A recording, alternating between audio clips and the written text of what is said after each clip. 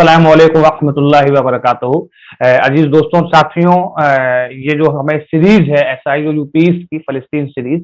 आज इस सीरीज का अगला वीडियो आपके सामने है मौजूद है। आज हमारे बीच गेस्ट के तौर पे मौजूद हैं डॉक्टर रिजवान रफीकी साहब। आप जमात इस्लामी हिंद के डिपार्टमेंट ऑफ फॉरेन अफेयर के असिस्टेंट सेक्रेटरी हैं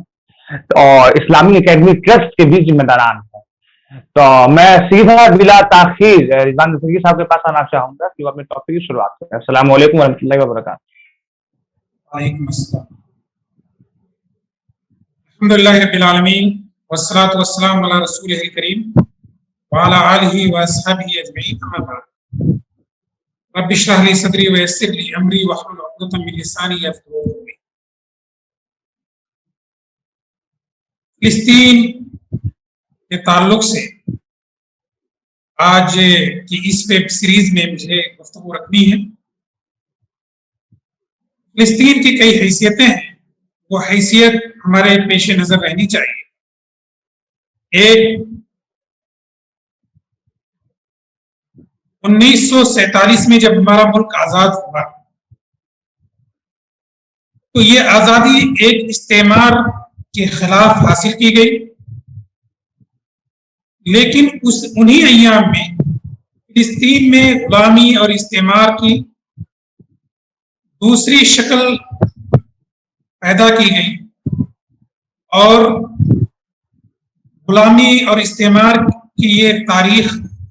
70 से 80 साल तक अभी तक चल रही है। इसके मुहर्रिकात क्या रहे, उसमें क्या चीजें रहीं,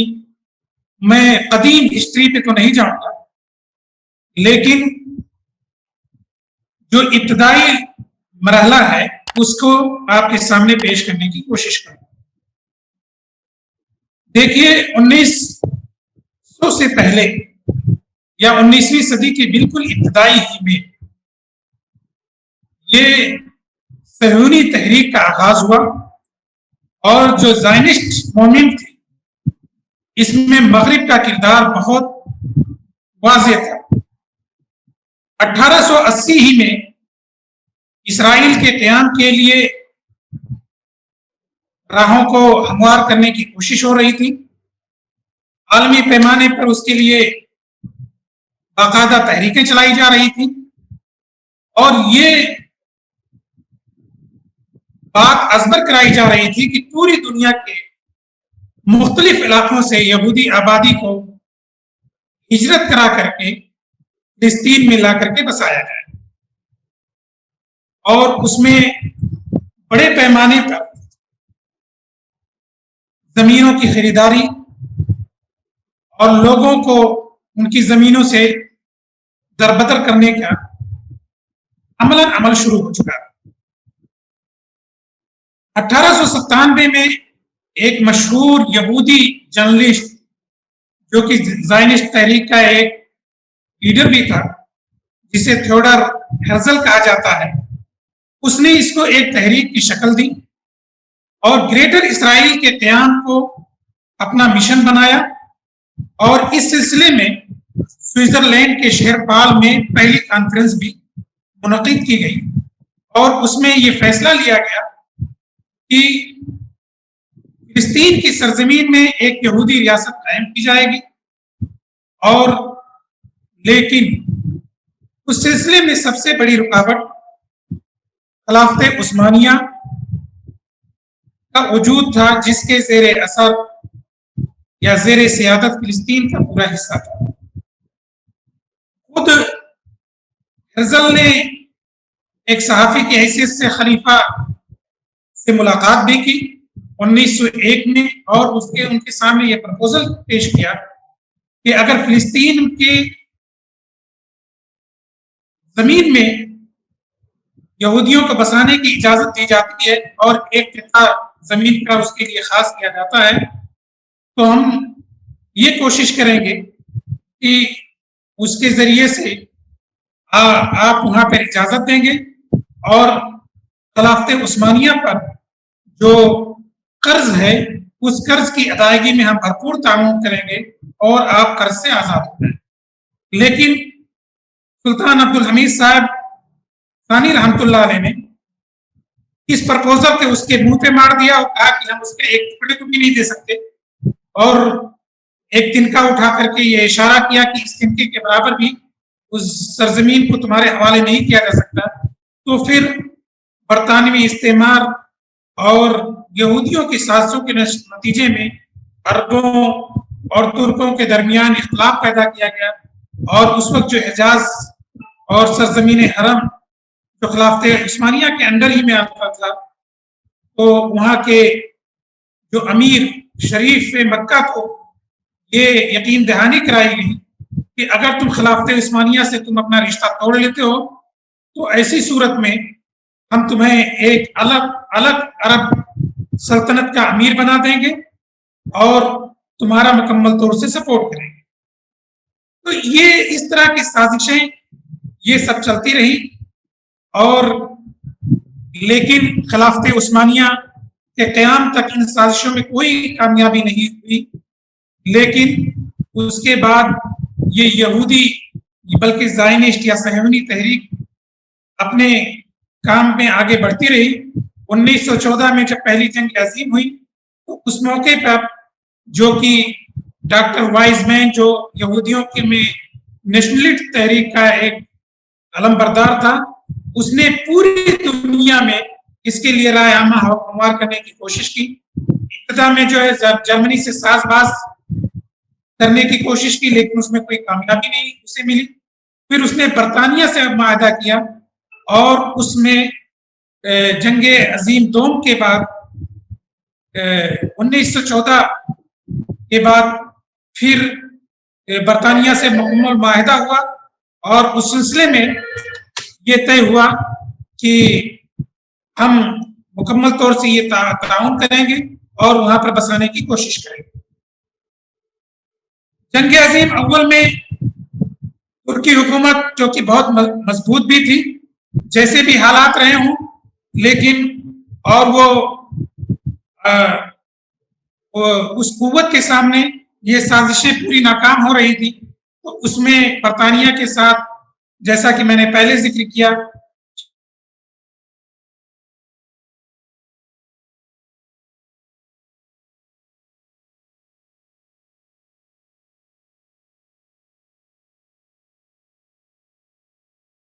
फिलिस्तीन और इराक और शाम पे तो खुद कब्जा कर लिया,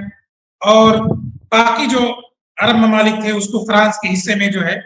तकसीम कर दिया। एक और टर्निंग पॉइंट 1917 में, जिसे बेल्फोर डिक्लेरेशन के नाम से जाना जाता है, वो पहली ईंट है जो फिलिस्तीन की सरजमीन में यहूदी रियासत के क़याम करने की बात कही गई। ये एक मुआहदा था जो मुआहदा बरतानिया ही में और उसके सपोर्ट से जो है तय पाया था, और उसके नतीजे में, लेकिन इससे पहले साइस-पीको मुआहदे के जरिए जो अरब रियासतें खिलाफत उस्मानिया से अलग हुई थी, उसमें दोनों ने एक दूसरे का बंटवारा कर लिया था, चाहे वो फ्रांस हो और बरतानिया हो, इंग्लैंड हो। कुछ इलाकों को उसने अपने हिस्से में ले लिया था और कुछ इलाकों को फ्रांस के उसमें दे दिया गया था। तो फिलिस्तीन की जो सरजमीन थी वो बरतानिया के हिस्से में या इंग्लैंड के हिस्से में बंटवारे में एक तरह से ज़ेर क़यादत या ज़ेर सियादत दी गई। 1920 के सैन रेमो मुआहदे के मुताबिक बरतानिया ने फिलिस्तीन पर अपना कब्जा जमाया। 1922 में लीग ऑफ नेशन ने मखसूस शराइत के साथ पूरी फिलिस्तीन के इक़्तिदार को बरतानिया के हवाले कर दिया, और इस तरह से बहुत ही बेशर्मी और बल्कि जो भी कवानीन हो सकते हैं उसको बालाए ताक रखते हुए एक तरह से उसमें ये कोशिश की गई। 1936, 33 से 37 तक का जो दौरानिया रहा है, उसमें इस चीज को अमली जामा पहनाने के लिए मुख्तलिफ मुआहदे हुए, और लॉर्ड पॉल जो कि बरतानवी हुकूमत में हिंदुस्तान के उमूर को देखने के लिए वजीर बनाया गया था, اس کی نگرانی میں ایک کمیٹی تشکیل دی گئی جو 6 رکنی کمیٹی تھی، اور اس کو 6 مہینے کا دورانیہ دیا گیا کہ فلسطین میں یہودی ریاست کے قیام کو کس طرح سے جو ہے عملی جامہ پہنایا جائے۔ 6 مہینوں میں 1936 میں 6 مہینوں کے درمیان 46 میٹنگز کا انعقاد ہوا، جس میں شروع میں فلسطین کی طرف سے اس کے بائیکاٹ کرنے کی تحریک چلی، اور اس کے ان میٹنگز میں فلسطین کی طرف سے کوئی شریک نہیں رہا، لیکن بعد میں یہ محسوس ہوا کہ جبر کی یہ تحریک کسی طرح سے اس کو نتیجے تک پہنچا دے گی اور مظلومین کی کوئی بات نہیں سنی جائے گی، تو آخر میں اس وقت کے مفتی فلسطین علامہ محمد امین الحسینی نے اور اس کے علاوہ 24 فلسطینیوں نے اپنی گواہی اس میں ریکارڈ کرائی۔ 7 جولائی کو 1900 اپریل میں یہ شروع ہوا تھا، اور 7 جولائی کو یہ رپورٹ پیش کی گئی، اور اس کے نتیجے میں جو خاکہ بنایا گیا وہ خاکہ کچھ اس طرح سے تھا کہ شمال مغرب اور لبنان سے سٹی ہوئی جو ریاست ہے وہ اس کو جو ہے یہودیوں کے حصے میں دے دیا جائے، اور فلسطین کی لیے یا فلسطینی آبادی کے لیے جو ہے یہ جنوب مشرق کا ایریا جو جارڈن سے ملتا رہتا ہے اس کو دیا جائے، اور جو وہاں کے مقدس مقامات ہیں چاہے وہ قدس ہو، بیت لحم ہو، ان سب کو جو ہے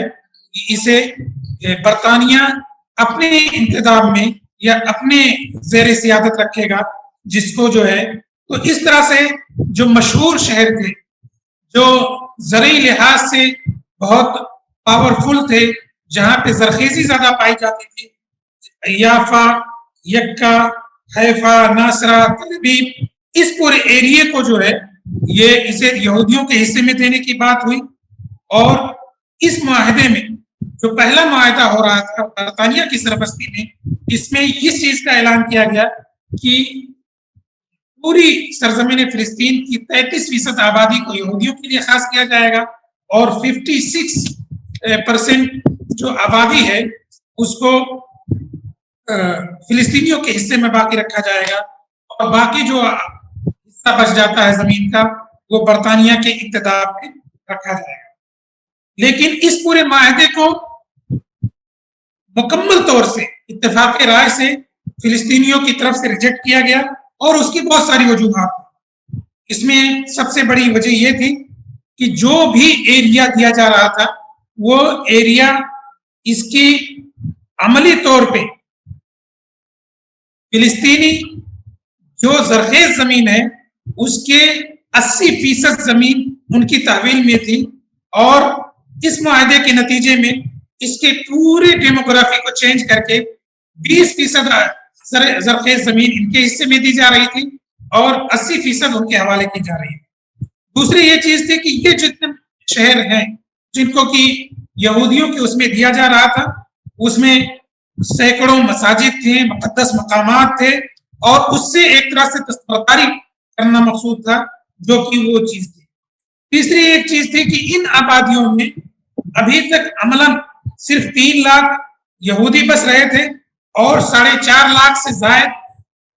فلسطینی رہ رہے تھے، لیکن ان کو جو ہے جلا وطن کرنے کی سازشیں کی جا رہی ہیں۔ پانی کا جو پورا ذخیرہ تھا وہ ذخیرہ بھی ان کے حوالے کیا جا رہا تھا، تو ان سب وجوہات کی وجہ سے اسے پوری مکمل طور سے ریجیکٹ کیا گیا ہے۔ لیکن اس کے بعد جو آگے کا جو معاملہ ہوا وہ 1918 سے 48 کے بیچ میں ایک چیز اور میں آپ کو بتاؤں کہ یہ جو آبادی رہی ہے یہ صرف 5% سے 5% سے 8% ہی تک جو ہے آبادی بحیثیت اقلیت وہاں پہ رہی ہے۔ باقی آبادی فلسطینیوں پہ جو سینکڑوں سال سے وہاں پہ آباد تھے ان کی تھی، لیکن 1948 میں یہ چیز بڑھ کر کے کئی گنا، یعنی آپ کو یہ تعجب ہوگا کہ 1918 کے جو احصائیہ ہے یا مردم شماری ہے اس میں یہودیوں کی مکمل آبادی صرف 55,000 جو تھی پورے فلسطین میں، لیکن اس کو 1948 تک اس پورے دورانیے میں جو کہ برطانوی استعمار کا کہا جا سکتا ہے، اس میں 8% آبادی یہ بڑھا کر کے یہ 32% تک پہنچا دی گئی، اور 55,000 کی آبادی یہ 6 لاکھ بلکہ 6.5 لاکھ کی آبادی تک یہ پہنچ گئی۔ اس میں کوشش یہ کی گئی کہ کسی طرح سے ان کے پورے قبضے کو فلسطینیوں سے کچھ زور زبردستی سے کچھ خرید کر کے یہ جو ہے یہ مسلم آبادی یا فلسطینی آبادی کی ڈیموگرافی کو چینج کرنے کی کوشش کی گئی، اور اس میں جب یہ میں نے آپ کے سامنے جو رکھا ہے کہ 1936 میں جو معاہدہ ہوا اور اس کو فلسطینیوں نے مکمل طور سے ریجیکٹ کیا، تو اس کے بعد یہ وہاں پہ ایک مزاحمتی تحریک بھی شروع ہوئی عز الدین قسام اور دوسرے لوگوں کی سرپرستی میں، اور پھر ان کے ناکے چنے چبوائے گئے، اور عملی طور پہ وہ چیز اس پر عملاً جو ہے قابض نہیں ہو سکے۔ لیکن 1948 میں پھر اس معاہدے کو دوسری شکل دی گئی، اور وہ معاہدہ یہ تھا 1947 میں UNSCOP کے نام سے فلسطین کے لیے ایک کمیٹی تشکیل دی گئی،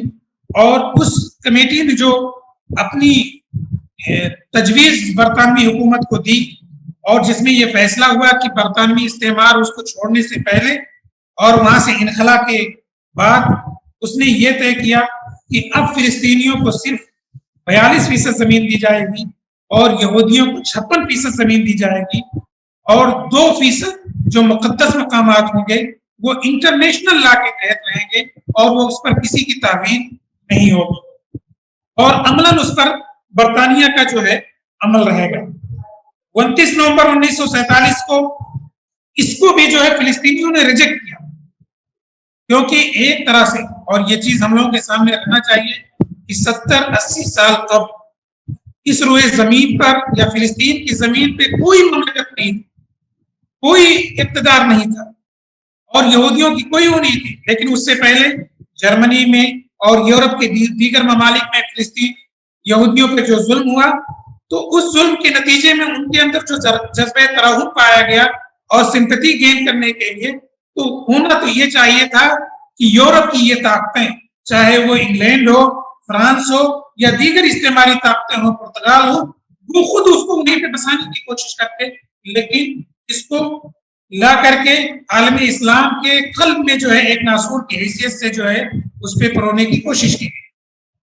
اور جو اس وقت جنگ ہوئی اس میں یہ چیز رہی کہ 14 مئی 1948 میں یہ فیصلہ کیا گیا اور اس کو نافذ کرنے کی کوشش کی گئی۔ اس وقت کے جو عرب ممالک تھے جو خلافت عثمانیہ سے ہٹ کر کے وہ مختلف ممالک میں تقسیم ہو گئے تھے، تو ایک تو جو جنگ ہوئی اس جنگ کے نتیجے میں گرچہ اس معاہدے کی روشنی میں صرف 56% دینے کی بات ہوئی تھی، لیکن اسرائیل نے تمام عرب حکومتوں کو اور ان کی فوج کو جو اپنی ناتجربہ کاری اور آپس میں کوآرڈینیشن کی کمی اور منظم نہ ہونے کی وجہ سے ایک طرح سے شکست سے دوچار ہوئے، اور اسرائیل نے یا یہودی نے یا برطانیہ نے ایک طرح سے اس کے 78% حصے کو قبضہ کر لیا، اور اس موقع پہ جو فلسطینیوں کی 14 لاکھ آبادی تھی اس کے 60 سے 62% آبادی، 8 لاکھ سے زائد آبادی کو جو ہے تقریباً ہجرت پہ مجبور کیا۔ ان میں سے کچھ لوگ انہی فلسطینی ایریاز میں جو ہے ان کو بھیجا گیا اور وہاں پہ وہ کیا گیا، اور کچھ کو جو ہے جارڈن، لبنان اور سیریا میں جو آج تک جو ہے وہاں کے خیموں میں 2-4 کلومیٹر کا جو ایک طرح سے خیمہ ہوتا ہے، خیمہ کہہ سکیں یا کیمپ کہہ سکیں، اس میں جو ہے ان کو محصور کر دیا گیا، اور یہاں تک کہ 1948 سے لے کر کے اب تک وہ ان کی 4تھی اور 5ویں نسل بھی اسی خیمے میں ابھی تک محصور ہے۔ اور جو معاہدے ہوئے تھے 1948 میں بھی، جو قرارداد جس قرارداد کے ذریعے फिलिस्तीन में यहूदियों की रियासत या सहूनी रियासत को कायम करने की कोशिश की गई थी, करारदाद नंबर 181, और जो कि यानी ये बिल्कुल तमाम ही तरह के लॉज और तमाम ही तरह के जो महज़ब दुनिया के समझिए कि मेयार हो सकते हैं उसके खिलाफ। अब ये देखिए कि एक तरह से जबरदस्ती वहां पे उनको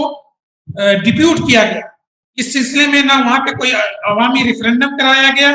और ना फिलिस्तीनियों की राय ली गई,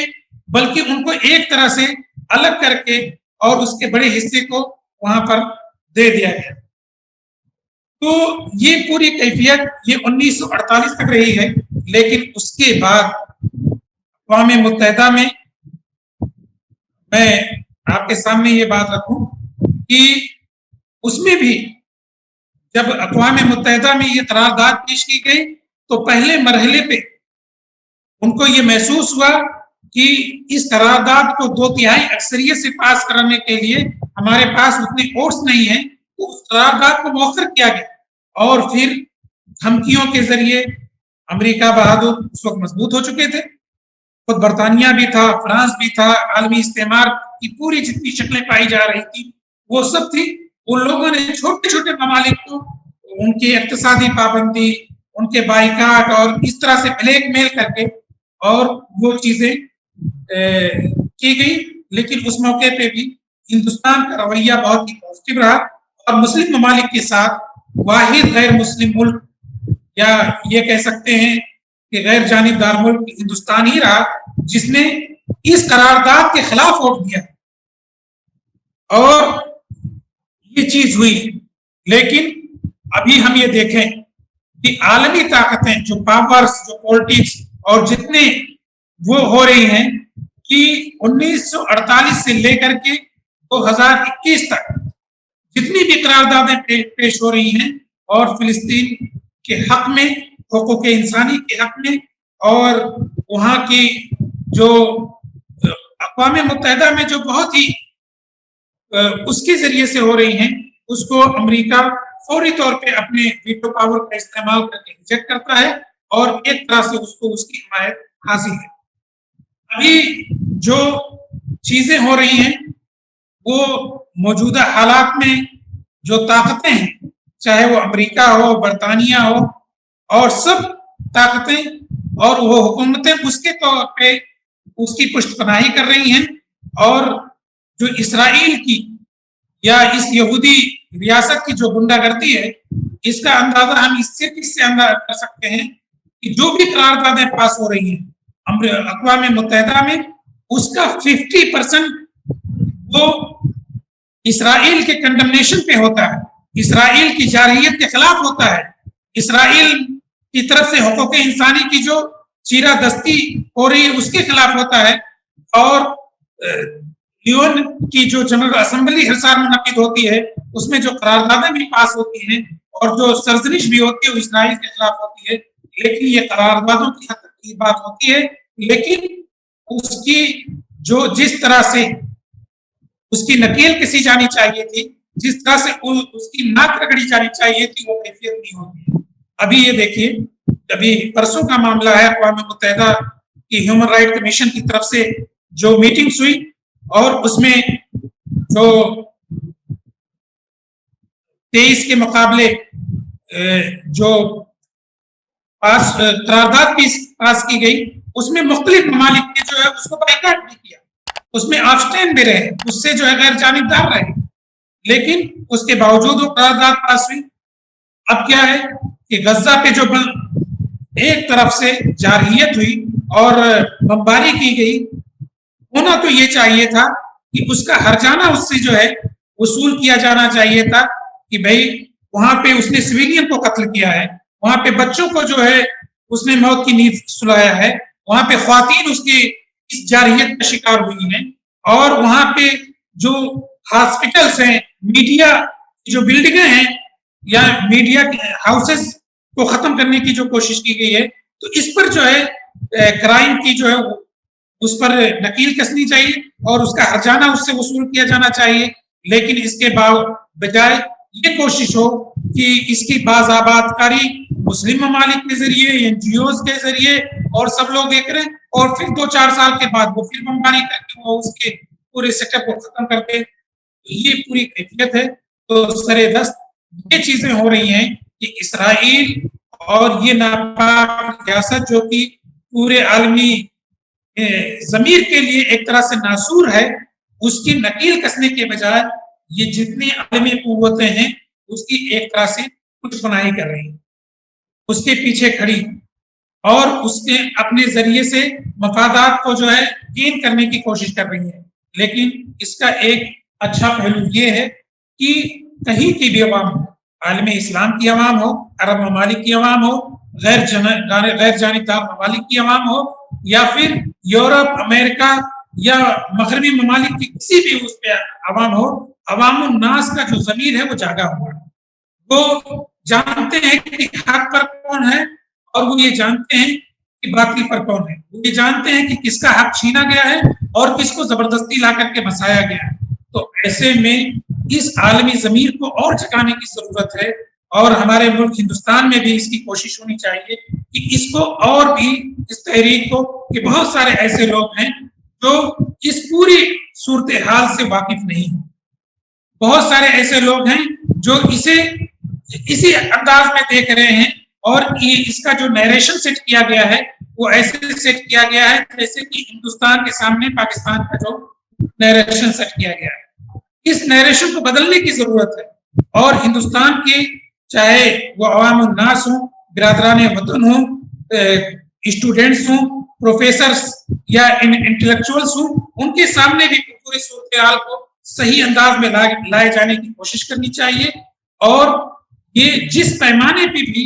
ये जो सही नरेशन है इस पूरे कज़िये का, इस पूरे मसले का, इस मसले से सबको ये इसकी वाकफियत भी होनी चाहिए। देखिए, इसे अभी जो पूरा सिनारियो ये जो तब्दील हुआ है, हम इसको इस अंदाज में भी देख सकते हैं कि गज़ा पे जो इसराइल की तरफ से बमबारी हुई और उसको एक तरह से घुटनों पे लाने की कोशिश हुई, लेकिन उसके नतीजे में जो वहाँ की पब्लिक है, जो फिलिस्तीनी अवाम है, जो फिलिस्तीन के लोग हैं, उनके आप मोरल उसको देख लें, और इसराइल की या नेतन्याहू और उसकी हुकूमत के चेहरों को पढ़ लें, दोनों में फर्क बहुत महसूस अंदाज में हम महसूस कर सकते हैं। तो ये जो चीज है कि चेहरों की जो इबारत है, वो इबारत खुद ये बता रही है कि कौन हक पर है और कौन अपनी बात नाहक की जंग लड़ रहा है। लेकिन ये तब्दीली आए, इसको भी यकीन रखना चाहिए, क्योंकि जितना तयक्कुन उन लोगों को है जो उस जमीन पे अपने हक की लड़ाई लड़ रहे हैं, अपनी आजादी की लड़ाई लड़ रहे हैं, अपनी जमीनों को वापस लेने की लड़ाई लड़ रहे हैं, अपने घरों में वापस जाने की लड़ाई लड़ रहे हैं, राइट टू रिटर्न जो कि अक़वाम मुत्तहिदा को तस्लीम करता है, और मुख्तलिफ ममालिक उस पर अपने दस्तखत को सब्त करते हैं, और उसके बावजूद उसके हकूक़ को गुंडागर्दी के जरिए से पामाल किया जा रहा है। वो उसके बावजूद भी अक़वाम मुत्तहिदा में बार बार ये करारदादें पास होती हैं। यरूशलेम या कुद्स की जो हैसियत फिलिस्तीनियों के लिए है उसको भी बार बार जो तस्लीम किया जाता है। तो ये